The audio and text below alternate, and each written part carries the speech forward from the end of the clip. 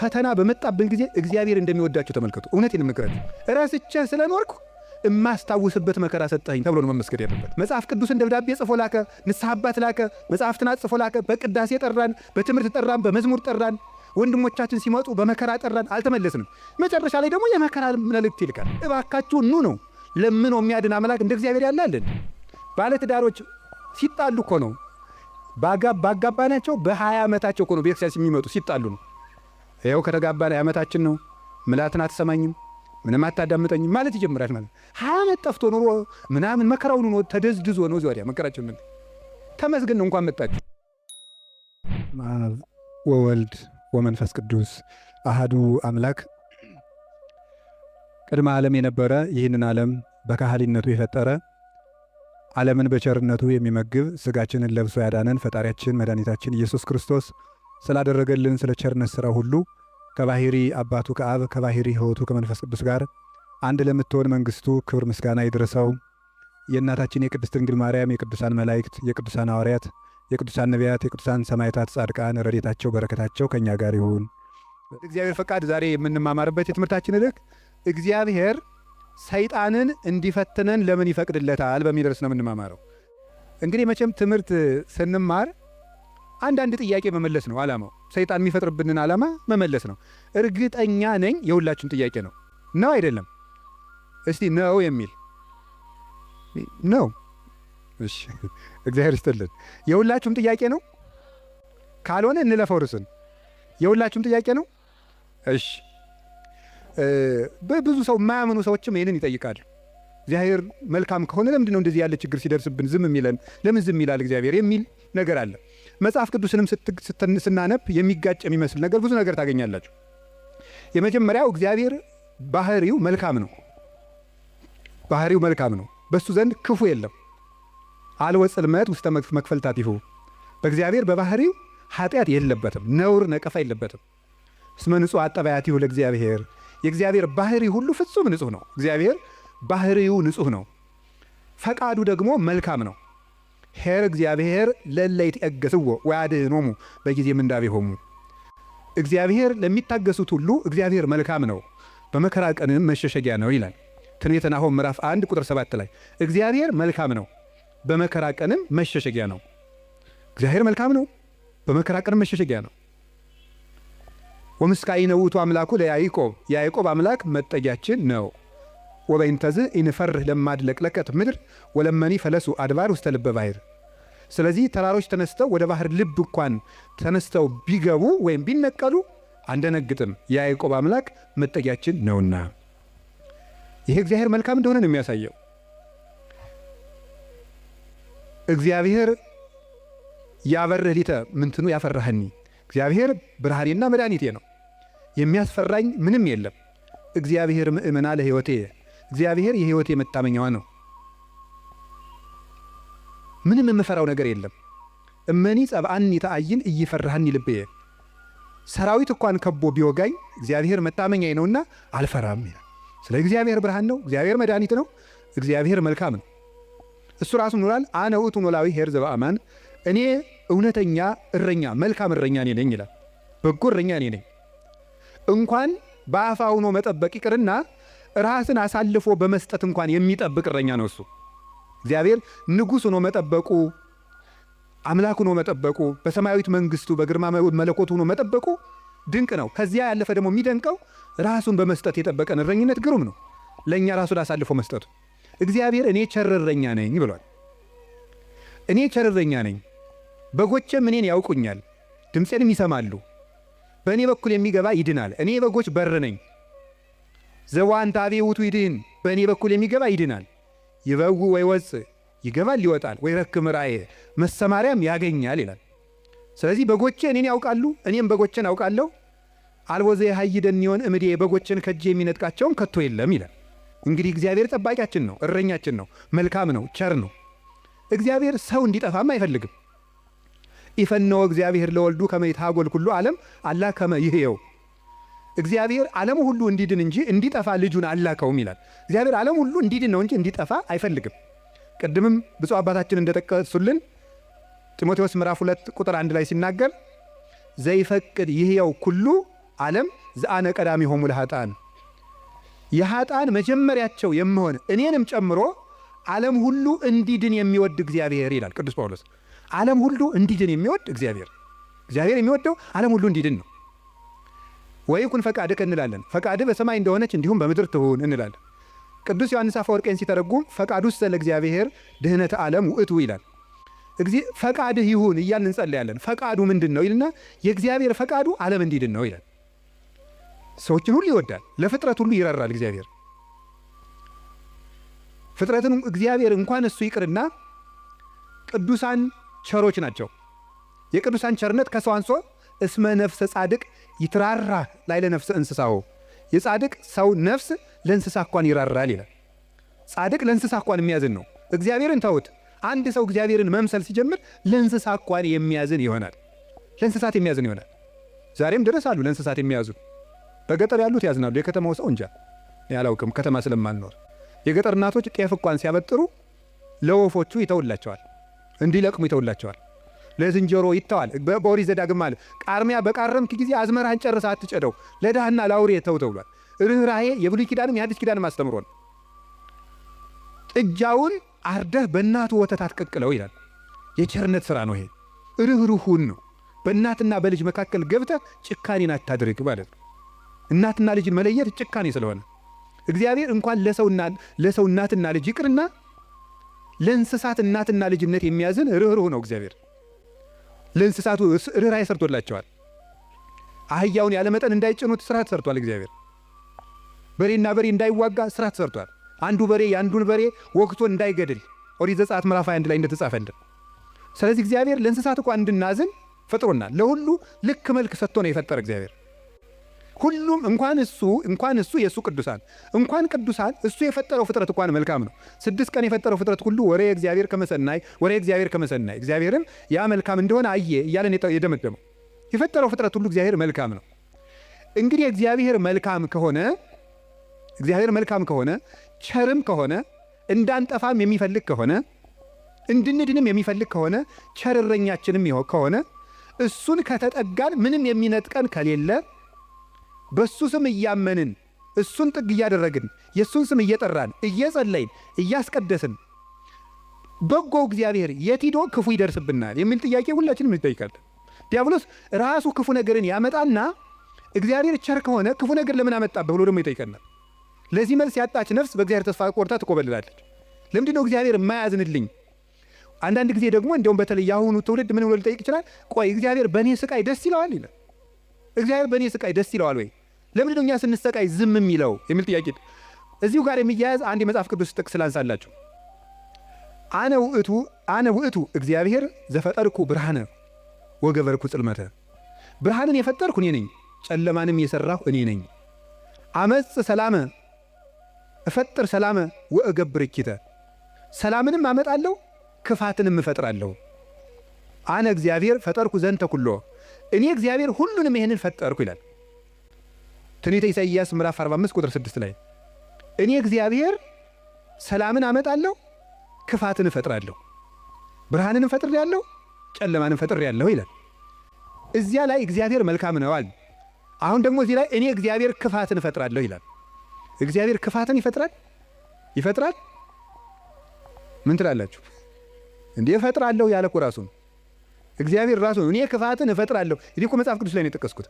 እግዚአብሔር እንደዚህ ብሏል፣ እግዚአብሔር ክፋትን እፈጥራለሁ ብሏል ይላል። ምን ትላላችሁ? እኔ ክፋትን የምፈጥር አምላክ ነኝ ይላል። እኔ ሰላምንም አመጣለሁ ጦርነትን የማመጣው እኔ ነኝ ይላል። ከዚያ መልሶስ ደግሞ ምን ይላል? ደግሞ መልእክተ ያዕቆብ ምዕራፍ 1 ቁጥር 3 ላይ ኢያሜክር እግዚአብሔር በእኩይ ይላል። እግዚአብሔር በክፉ ማንንም አይፈትንም ይላል። እንዴት ያለ ነገር! እግዚአብሔር በክፉ ማንንም አይፈትንም። ኢሳይያስ ላይ ደግሞ እኔ እግዚአብሔር ክፋትን እፈጥራለሁ። አልተጋጨም? ተጋጭቷል? እሺ አልተጋጨም። አንስታሴዎስ የሚባል ሊቅ ምን ብሎ ይናገራል? መጽሐፍ ቅዱስ ተጣልቶ አያውቅም። መጽሐፍ ቅዱስ የተጣላ መስሎ የሚታየን እኛ ከመጽሐፍ ቅዱስ ጋር ስለተጣላን ነው ይላል። አንተ ከመጽሐፍ ጋር ስትታረቅ መጽሐፍ ተጣልተው አያውቁም ብሎ ይናገር። ስለዚህ እግዚአብሔር መልካም ነው። እስቲ እግዚአብሔር መልካም ነው በሉ። እግዚአብሔር ቸር ነው በሉ። ሰው ሁሉ እንዲድን ይፈልጋል፣ ይረዳናልም። ልብ በሉ። እንዲያውም ምንድን ነው የሚለው? ወይ ፈቅድ ምክንያት ለድሂን እግዚአብሔር ሰውን ለማዳን ምክንያት ይፈልጋል። ሰውን ምክንያት ፈልጎ ነው የሚያድን እንጂ ቆይ እስቲ በገሌ በምን ልፍረድበት አይደለም የሚለው። የሚያድን ነገር ከዚህ ሰውዬ ምን ላግኝ፣ እንዲሁ ምን አይቼ ልማረው ነው የሚለው እንጂ እግዚአብሔር እንዲሁ በገሌ በምን ልፍረድ ይችንም ልመዝግብ አይደለም የሚለው። ኃጢአትን ብትቆጣጠር ኑሮ በፊት ማን ይቆማል ያለ ዳዊት ይሄን ነው። ኃጢአትን ብትቆጥር በአንተ ፊት የሚቆም ማንም አይቆምም። ቸርነትን ነው የሚቆጥር። እግዚአብሔር ሰውን ለማዳን ተግቶ የሚሻ አምላክ መሆኑን የምታዩት ሰውን ለማዳን ወርቅ እፈልጋለሁ ቢል ኖሮ ወርቅ ስንት ሰው ይኖረዋል? እግዚአብሔር ግን ሰውን ለማዳን እስከ ውሃ ዝቅ ያለ አምላክ ነው። ቀዝቃዛ ውሃ የሰጠ ይድናል አለ። ምን ማለት መሰላችሁ? እስከ ትንሹ ነገራችሁ ድረስ እናንተን ለማዳን እወርዳለሁ። ውሃ ማንም ሰው ሊያገኘው የሚችለው ነው። ሌላ መንፈሳዊ ትርጉም አለው። ውሃ የሰጠ የተባለ ይላል ቅዱስ ቄርሎስ። ሰው ምንም ነገር ቢሰጥ በእግዚአብሔር ዘንድ ውሃ ነው። አካልህን እንኳን ለእግዚአብሔር ቆራርጠ ለሰማዕትነት አሳልፈ ብትሰጥ ለእግዚአብሔር ግን ውሃ እንደ መስጠት ነው። ምክንያቱም ያ አካል የራሱ ነው። እግዚአብሔር ደግሞ ለአንተ ያደረገልህ ነገር ያንተ አካል ቢቆራረጥ እንኳን የማይመጥን ነው። ስለዚህ ለእግዚአብሔር ምንም ነገር ብንሰጥ ውሃ ነው። አካል እንኳን መስጠት ቢሆን ውሃ ነው። እንደዚያ ከሆነ እግዚአብሔር እንደዚህ ያለ መልካም አምላክ እንዲህ ያለ መልካም አባት ከሆነ ለእኛ የሞት አምላክ አኮ በመላክ አኮ በተንባል መልአክ ልኮ አማላጅ ልኮ ሳይታረቀን ራሱ መጥቶ ከታረቀን እስከዚህ ድረስ ሰው የሚወድ አምላክ ከሆነ ለምንድን ነው እግዚአብሔር ክፉ የሚያመጣብን የሚል ጥያቄ ይኖራል። እግዚአብሔርስ በክፉ ይፈትናል ወይ? መልሱ አይፈትንም ነው። እስኪ አይፈትንም በሉ። እግዚአብሔር በክፉ ይፈትናል አይፈትንም? እግዚአብሔር ክፉ ይፈጥራል አይፈጥርም? እስኪ ንገር፣ ይፈጥራል አይፈጥርም? አይፈጥርም። እግዚአብሔር እንዴ እፈጥራለሁ ብሎ አላልክም ቅድም ልትሉ ትችላላችሁ። እግዚአብሔር ክፉ አይፈጥርም። ታዲያ ምን ማለት ነው? ክፉ ሲመጣ ዝም ይላል ነው። እስኪ በሉ ንገሩ እንጂ ክፉ ሲመጣ እስኪ ለምሳሌ እንዲህ የሚል ነገር አለ። ሮሜ ምዕራፍ 13 ቁጥር 1 ላይ እስመ ይሰየም መኮንን ዘእንበለ ዘእምኀበ እግዚአብሔር ይላል። ያለ እግዚአብሔር ፈቃድ ባለስልጣን አይሾምም ይላል። አይ በደንብ ስሙ። ያለ እግዚአብሔር ፈቃድ ምን አይሾምም? እና እንግዲህ ሁሉም ባለስልጣን እግዚአብሔር እየፈለገ ነው የሾመው ነው? አዎ አይደለም? ሁሉም ባለስልጣን ማለት ነው። እንደው የዛሬዎችን መገምገም ከፈራችሁ የድሮዎችን ገምግሙ፣ ችግር የለም። እውነቴን እኮ ነው ማለት ነው። ቢያንስ የድሮዎቹ መጥተው ምንም አያረጉንም ማለት ነው። ስለዚህ የድሮዎቹን መገምገም ትችላላችሁ። እና እንደ ሁሉንም እግዚአብሔር የወደደ የተሾሙ ናቸው። ምን ይመስላችኋል? ይሄ እግዚአብሔር ክፉ ነገር ሲመጣ ይፈቅዳል ነው። እስቲ ይፈቅዳል በሉ። ይፈቅዳል የሚለው ነገር ፈቃድ እግዚአብሔር የሚባለው ሁለት ትርጉም አለው። ፈቃድ እግዚአብሔር የሚባለው አንደኛው ውዴታ ነው። ሁለተኛው ደግሞ ይሁን ማለት ነው። የእንግሊዘኛ ቃላትን ለመጠቀም ይቅርታ አድርጉልኝ፣ ልጠቀም ነው ገና ስለ ቅርብ ለማድረግ ለእናንተ እንዲመቸኝ ነው። የመጀመሪያው ምን ይባላል? ፐርሚሽን ይባላል። እስቲ ፐርሚሽን በሉ እንጂ። ሁለተኛው ዊል ይባላል። እስቲ ዊል በሉ። እሺ ፐርሚሽን ማለት ምን ማለት ነው? እናንተ ኃጢአት ስትሰሩ እኔም ስሰራ እግዚአብሔር ይፈቅድልናል። ምን ማለት ነው ይሄ? ይፈቅድልናል ማለት እግዚአብሔር እኔ ኃጢአት ስሰራ ደስ ይለዋል ማለት ነው። ይሄ ምን የሚባለው? ፐርሚሽን ይባላል። ስራ ከጠቀመ ስራ ነው። ኃጢአት አይጠቅምህም ብዬ ነግሬሃለሁ፣ ይጠቅመኛል ካልክ ስራ ብሎ ይተውሃል ማለት ነው። መተው እሱ ፐርሚሽን ይባላል። ያሰናብተናል። ስለ እግዚአብሔር ክፋት እንዲሰራ ያደርጋል ማለት ክፋት እንዲሰራ ሰዎችን ይተዋቸዋል፣ እንዲሰራ ያደርጋል። ዊል የሚባለው ደግሞ ወዶ የሚሰራውን እግዚአብሔር እንድንጸልይ ይፈቅዳል በሉ፣ እንድንጾም፣ እንድንጸድቅ፣ እንድንታረቅ ይሄ ፈቃድ ነው ይባላል። ይሄ ፈቃድ ማለት ውዴታ፣ ወዶ የሚያደርግልን ነገር። ገብቷችኋል? ልዩነቱ ገብቷችኋል? እሺ ይፈቅዳል ማለት የመጀመሪያው ፈቃድ እግዚአብሔር ነው ይላል። ዝም ብሎ ምንድነው ፈቃድ እግዚአብሔር? ያለ ፈቃድ እግዚአብሔር ባለስልጣናት አይሾሙም ማለት ከየት ነው የምታስገቡት? ክፉ ሰዎች ሲሾሙ ምን ይላቸዋል ነው? ዝም ይላቸዋል ነው፣ ይተዋቸዋል ነው እንጂ ሰዎቹን ናማ እናቴ ተሾምና ሰውን ጨርስልኝ አይላቸው። እግዚአብሔር እንደዚያ ብሎ ይሾም ማለት አይደለም። እንደዚያ ሳይሆን የሚያደርገው እግዚአብሔር ክፉዎች ሲሾሙ ዝም ይላል። ለምንድን ነው ዝም የሚለው? እግዚአብሔር ነው ክፉ ነገር ሲመጣ። ስለዚህ ክፋትን እፈጥራለሁ ማለቱ ክፉ ሲመጣ ዝም እላለሁ ነው። ወይም ምን ማለት መሰላችሁ? የእግዚአብሔር እጅ አጥር ነው፣ ጠባቂ ነው፣ ረድኤት ነው። የእግዚአብሔር እጅ በእግዚአብሔር ለመጠበቅ ያልተገባን ሆነን ስንገኝ እግዚአብሔር አጥሩን ያነሳዋል። ያልተገባን ሆነን ስንገኝ አትጠብቀኝ ስንል ማለት ነው። ምን ማለት መሰላችሁ? መዝሙረ ዳዊት ላይ እንዲህ ይላል። መዝሙር 9 ላይ ውሃ ኮሃ ጥለ እግዚአብሔር ኃጢአተኛ ሰው እግዚአብሔርን አወከው ይላሉ ሊቃውንቱ። አወከው ማለት ነው እንዳይምረው ኃጢአት ይጨምራል፣ እንዳይቀስፈው ጥቂት ጽድቅ ይሰራል። ማታ መዝሙር ቀን ዘፈን እንደማለት እያቀላቀላ እግዚአብሔርን አወከው። ወይም ደግሞ ኃጢአተኛ ሰው እግዚአብሔርን አነሳሳው ይላሉ አባቶቻችን። እንደ ደረቅ ሰው ይላሉ። እንደ ደረቅ ሰው እንደው ጣይም አድርጌው ነው እንጂ ሌላ ነው የሚል አንድምታው። ደረቅ ሰው ምን ማለት መስላችሁ? አቅም የሌለው ሰው እኔ አንተ ሰው ረፍ ብያለሁ ሲለምናል ወንድ እስኪ ነካኝ ወተት ነው እንጂ ደም አይወጣኝ የሚል ይሄ ማለት ነው። አቅም የለው ግን ደረቅ የሆነ ማለት ነው። በሉኝ የሚል ማለት ነው። ኃጢአት እየሰራ በየቀኑ ለእግዚአብሔር የመቅሰፍት ጨንገር የሚያቀብለው ሰው ማለት ነው። ቅሰፈኝ እያለ እግዚአብሔርን መቅሰፍት የሚለምን ሰው አለ ነው። እግዚአብሔር የመዳን እድል የመስተካከል እድል በሰጠው ቁጥር እየተበላሸ ለእግዚአብሔር የቁጣ በትር የሚያቀብለው ሰው፣ ለዚህ ሰው እግዚአብሔር የጥበቃ ረድኤቱን ያነሳበታል። ልቡ እንዲስተካከል የሚያራራውን የሚገስጸውን ረድኤቱን ሲያነሳው ልቡ ይደነድናል፣ ጨካኝ ይሆናል፣ ያሰናብተዋል። ያን ጊዜ ሰዎች በሙሉ አራዊት አጥር ሲነሳላቸው በተከፈተ ቤት ውስጥ ገብተው እንደሚሰለጥኑት ሁሉ እግዚአብሔር ረድኤቱን ከኛ ላይ ሲያነሳ አራዊት የሆኑ ሰዎች በስልጣን ሊሆን ይችላሉ፣ በጭካኔ ሊሆን ይችላሉ፣ መጥተው እንዲሰለጥኑ ያደርጋቸዋል ማለት ነው። በሰው ላይ እንዲሆኑ ያደርጋቸዋል። እንደተባለው ማለት ነው። አንድ ዲያቆን ነው አይደል የተባለው መቅደስ ውስጥ ቅዱስ ጳውሎስን መልእክት ማንበቡን ትቷሉ የኢዮብን መጽሐፍ ያነባል አሉ። እንዲያው እኮ ይገርማል። እና የሚያነበው ደግሞ አነግስ ብእሴ መደለው የሚለውን ነው። አፄ ቴዎድሮስ እያስቀደሱ ነው ይባላል። ጨካኝ ንጉሥ አነግሳለሁ የሚለውን የሚያነበው። ጨካኝ ንጉሥ አነግሳለሁ ብሏል እግዚአብሔር የሚለውን ያነባል። ምን ብለው ጨመሩበት እሳቸው? ቀጥሎ ያለውን እሱ ግን አይላትም አውቆ በእንተ ከሕዝብ የሚለውን ጨምረው እንጂ አሉት አሉ። ስለ ሕዝቡ ክፋት የሚለውን ጨምረህ አነበው አሉት። ስለምኑ ክፋት ነው? ስለ ሕዝቡ ክፋት ነው። ስለዚህ ክፉ ነገርን ማን ነው ያመጣው ካላችሁን፣ እኛ በሉ ንገሩኝ እንጂ እኛ ነን ክፉ ነገርን የምናመጣው። እግዚአብሔር ክፉ ነገርን አመጣለሁ ማለት ክፉ ነገር ሲመጣ ዝም እላለሁ፣ አሰናብተዋለሁ ማለት ነው። ፈርዖን በእስራኤል ላይ እንዲሰለጥን ዝም እለዋለሁ ነው፣ አሰለጥነዋለሁ። ለምንድን ነው እግዚአብሔር ክፉ ነገር እንዲመጣብን የሚፈቅድ? አይወደንም፣ ይወደናል። አይፈልገንም፣ ይፈልገናል። አያዝንልንም፣ ያዝንልናል። እና ግንሳ ምን ሆነ?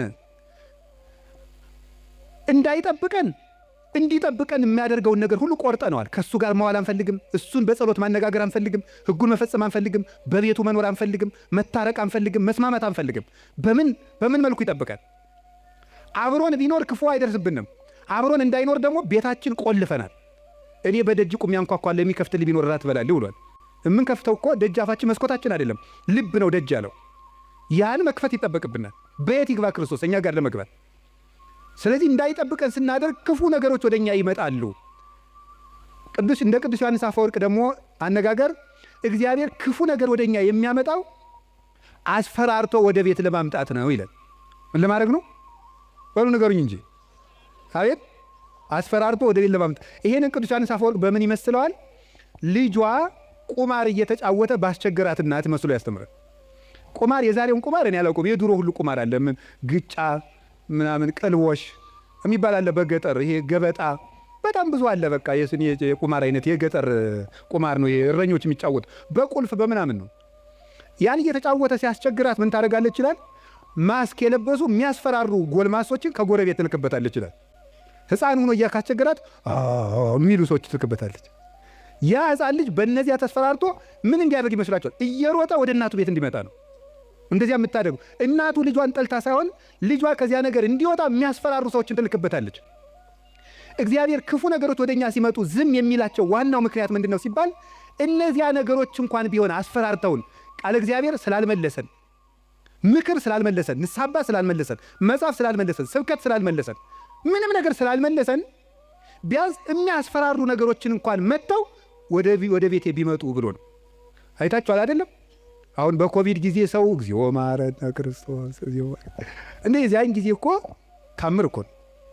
ታምር ነው። እኔ እንደውም ይገርማቸዋል። አጠቃላይ እኔ የዚያን ጊዜ አንድ ጊዜ በኮቪዱ ጊዜ አንድ ገጠር ወረዳ ላይ ሄጄ ነበርና መነኮሳት ጓደኞች አሉኝ አባቶች፣ የወረዳው ካቢኔ በሙሉ ንስሐ ገባ ከነሱ። እንደው ሁልጊዜ ኮቪድ በሆነ አልኩኝ እኔ እንደው ካቢኔ ሁሉ ንስሐ እንዲገባ እንደው ኮቪድ ትንሽ ቆየት ባለ ያስብላል በእውነቱ ማለት ነው። አሁን ሰው ይውላችሁ እግዚአብሔር የሚያስፈራሩ ነገሮችን የሚልክብን ለዚህ ነው። አንድ ችግር ሲገጥመን እንሰበሰብ። አምና የነነዌ እንግዲህ ታስታውሳላችሁ አይደል? ሁልጊዜ እንሰበስባለን። ችግር ሲመጣ እግዚኦ ባረነ ክርስቶስ እንላለን። እናቲቱ ግን እነዚያን የሚያስፈራሩ ነገሮችን የምትልክ መልሶ ወደ ቁማሩ እንዲሄድ አይደለም፣ ልጇ ከቤቷ ቁም ነገረኛ ሆኖ እንዲቀር ነው። እግዚአብሔር የሚያስፈራሩ ነገሮችን ብቅ የሚያደርጋቸው መከራዎችን እንዲመጡ የሚያደርገው እኛን ስለሚጠላን አይደለም፣ እንዲሰበስበን ነው። እግዚአብሔር ለነነዌ ሰዎች የሚገለብጥ መከራ እመጣለሁ ያላቸው ተመልከቱ። ይሄን የእናትነት ስራን የሰራው እግዚአብሔር ሊያጠፋቸው ፈልጎ አይደለም፣ አስፈርቶ ወደ እሱ ማምጣት ነው የፈለገ። ቅዱስ ያሬድ ለዚህ ነው አንተ አቡነ ወአንተ እምነ ያለው። አንተ አባታችንና አንተ እናታችን ነህ። እግዚአብሔር እናት ነው። ልጆቹ እንዲከፉበት ስለማይፈልግ የሚያስፈራሩ ነገሮች፣ ዮናስን እኮ ያለው ሂድና አስፈራራ ነው ያለው። አስፈራራቸው ፈርተው እንዲመለሱ ማለት ነው። ተጽናንቶ መመለስ ያቃተው ቢያንስ ፈርቶ እንዲመለስ ነው። ስለዚህ ፈርተው ተመለሱ። እግዚአብሔር ክፉ ነገሮችን የሚልካቸው ወይም ሰይጣን ክፉ ነገሮችን እንዲያመጣ እግዚአብሔር ዝም የሚለው ለምንድን ነው ካላችሁኝ፣ ፈርተን እንድንመለስ ነው። ምን አላችሁኝ? ምን አላችሁኝ? ምን አላችሁኝ?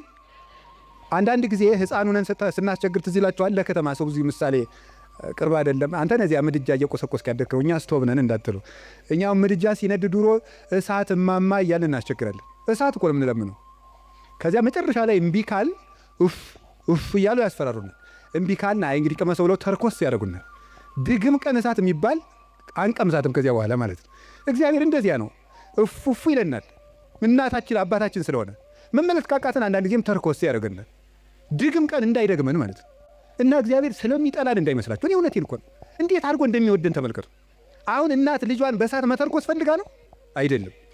ልጄ ጨርሶ ከሚቃጠል እንደው ትንሽ ይተኩሰውና ለሌላ ቀን እንዳይቃጠልብኝ ነው ነገሩ እኮ።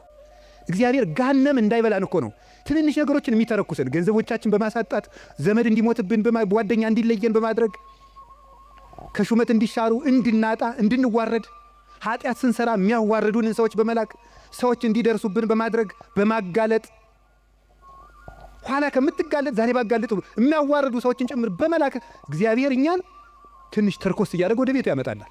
እንዴት እንደሚወደን ተመልከቱ። ፈተና በመጣብን ጊዜ እግዚአብሔር እንደሚወዳችሁ ተመልከቱ። እውነቴን የምነግራችሁ ጌታ ሆይ ለምንድን ነው እንዲሁ አክስቴም ሳምንት ዕለት ሞተች፣ እናቴ ደግሞ የዛሬ ወር፣ እንደገና ደግሞ የዛሬ 2 ወር ከስራ ተባረርኩ፣ እንደገና ደግሞ ይሄ ቀደረብኝ፣ ደግሞ ይሄኛው ተቃጠለብኝ፣ እንደዚህ አለብኝ፣ ጠልታኝ ነው ወይ እባክህን ወይም እባክሽን ልጄ ወደ ቤቴ ኑ ማለቱ ነበር። እንዲህ አድርገህ ትፈልገኛለህ ወይ? ረስቼህ ስለኖርኩ እማስታውስበት መከራ ሰጠኸኝ ተብሎ ነው መመስገን ያለበት። አንተን እንዳስታውስህ የመጥሪያ ደብዳቤ ላክልኝ ነው።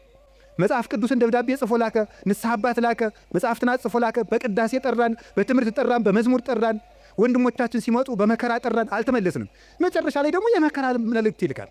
እባካችሁ ኑ ነው። ለምኖ የሚያድን አምላክ እንደ እግዚአብሔር ያለ አለ እንዴ? ለምኖ እኮ ነው የሚያድናል። አሁን ሙሴን አላያችሁትም? እንዴት አስፈራርቶ መመለስ እንደፈለገ። እስራኤል ጣዖት ሲያመልኩ ሙሴ አቤት ተወኝ ማይጄ ላጠፋቸው። አሁን ሙሴ እግዚአብሔርን ጨብጦት ይዞት ይጄ ላጠፋቸው ነው። እንዲሁ እኮ ይገርማል እኮ እግዚአብሔር የሚያደርገው ነገር። ኧረ ተው አታጥፋ። እንዲህ ማብላት ሲያቅተው ጊዜ በረሃ አምጥቶ ጨረሳቸው ነው የሚለው አለ ሙሴ። እግዚአብሔር እንዳይሰደብበት ነው እሱ። 40 ዓመት ማብላት ሲያቅተው በረሃ አምጥቶ ጨረሳቸው ነው የሚለው አለ። እንዲሁም እነሱን አታጥፋ። አባቶቻችን ሲተረጉሙ አሁን እግዚአብሔር ሊያጠፋቸው ወዶ አይደለም ሙሴ እንዲሰራቸው እንዲቀጣቸው ብለው ነው እንጂ ይላል። እንግዲያስ ሂድና ቅጣ አለው። ሰርቶ ቀጥቶ እስራኤልን ወደ ራሱ ሰበሰባቸው። በማስፈራራት እንድንመለስ እግዚአብሔር ክፉ ነገር እንዲመጣ ያደርጋል። ከቃሉ ጋር ናቸው። ከቃሉ ጋር ናቸው። እግዚአብሔር ከሁላችን ጋር ይሁን። ስንት ሰው ነው እግዚአብሔር በሚያውቀው እንዴ ተነግሮ፣ እኔ እንዲያው አሁን ሰውየው መዚህ ስለሌለ ተመስገን ነው ልናገር። ተነግሮ ይሄንም አይሰማውም፣ ችግር የለም። ተነግሮ አልሰማ ያለ ሰውዬ የሳምባ ቲቪ ገብገብ ሲያደርገው የቆረበ ሰውን ያውቃሉ። ተመስገን ነው። እንኳን ቲቪ መጣ። እንዲህ እውነቴን እኮ ነው የምነግራቸው። ተርኩት ስንት ሰው ነው፣ ስንት አመፀኛ ነው። ጸበል እንደምን ሰነበታቸው፣ አማን ነው፣ ሰላም ነው፣ ፒስ ነው የሚለው ሁሉ ጸበል ሲሄድ እግዚአብሔር ይመስገን የሚለው እንዲሁ እግዚአብሔርማ ይተርኩሰን እንጂ እውነቴን እኮ ነው የምነግራቸው። እግዚአብሔርማ ይተርኩሰን። ምድር ጠቧችሁ እኮ የምትራመዱት ሁሉ ጸበል ስትል ኩምሽሽ በቃ እንዲሁ ለተቸገረ እንድናዝን አረማመዳችን እኮ ልክ እንዲኖረው ንግግራችን መጠን እንዲያበጅ እግዚአብሔርማ ይተርኩሰን እንጂ ተነግረን ሰምተናል እንዴ? እውነቴን ነው። ስንቶቻችሁ እስቲ አሁን እዚህ ውስጥ ራሱ ብቆሰቁስ እዚህ ከተሰበሰበው ውስጥ እግዚአብሔር በሚያውቀው እግዚአብሔር ነቅሶ ቢያወጣ ሲቸግራችሁ ወደ ቤተ ክርስቲያን የመጣችሁ ስንቶቻችሁ ናችሁ? ወይ ባል እንዴ ባለትዳሮች ሲጣሉ እኮ ነው ባጋባናቸው በ20 ዓመታቸው እኮ ነው ቤተክርስቲያን የሚመጡ ሲጣሉ ነው። ይኸው ከተጋባን ዓመታችን ነው፣ ምላትን አትሰማኝም፣ ምንም አታዳምጠኝም ማለት ይጀምራል። ማለት 20 ዓመት ጠፍቶ ኖሮ ምናምን መከራውን ነው ተደዝድዞ ነው እዚህ ወዲያ መከራችን ምን ተመስገን ነው እንኳን መጣችሁ። ዋናው መሸም ነጋ መምጣታችሁ ነው። ስለዚህ እግዚአብሔር ሰው ሁሉ ራሱን እንዲጠላን ሊያደርግ ይችላል። እንድንመጣም ከፈለገ እግዚአብሔር ሰው እንዲጠላን አያደርግም። ሰው እንዲጠላን ሰይጣን ሲያደርግ ዝም ይላል። ይሄ እግዚአብሔር እኛን የሚጠራበት መንገድ ነው። በቸርነቱ ወደ ቤቱ ይጥራን። የነነዌ ሰዎች የሚያስተምሩን ይሄንን ነው። እኛም ነገ ከነገ ወዲያ አሁን ሁላችሁም ችግር ካለባችሁ እግዚአብሔር ጠልቶኝ ነው አትበሉ። እግዚአብሔር ወደ ቤቱ ሊጠራ ይፈልጎ ነው ማለት ያለብን።